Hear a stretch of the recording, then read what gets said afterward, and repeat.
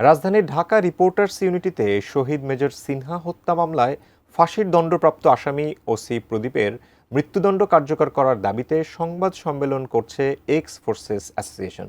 আমরা সরাসরি চলে যাচ্ছি সেখানে।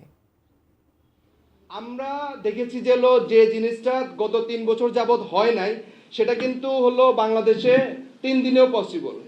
বাংলাদেশে সবকিছুই আমরা জানি যে যদি সেটা সুষ্ঠুভাবে তদন্ত হয়, সঠিকভাবে হয়, কোনো ধরনের ইনফ্লুয়েন্স যদি না থাকে, সেটা যে বাংলাদেশে কিন্তু খুব স্মুথলি আমাদের বিচার ব্যবস্থা খুব সুন্দরভাবে সাজানো, সেটা পসিবল।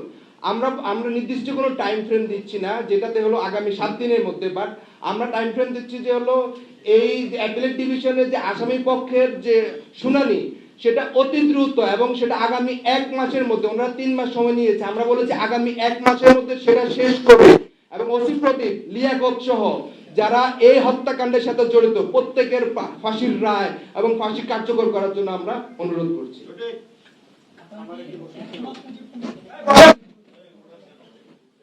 আমরা 1 মাস টাইম দিয়েছি, যে ডেথ রেফারেন্স যেটা শুনানি অ্যাপিলেট ডিভিশনে হয়েছে, সেটা আগামী 1 মাসের মধ্যে সেটা শেষ করার জন্য আমরা অনুরোধ করছি।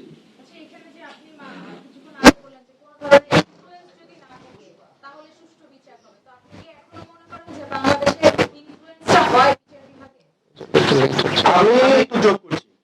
আপনারা হয়তো জানেন যে অল্প কিছুদিন আগে জানুয়ারি ফেব্রুয়ারি মাসে যখন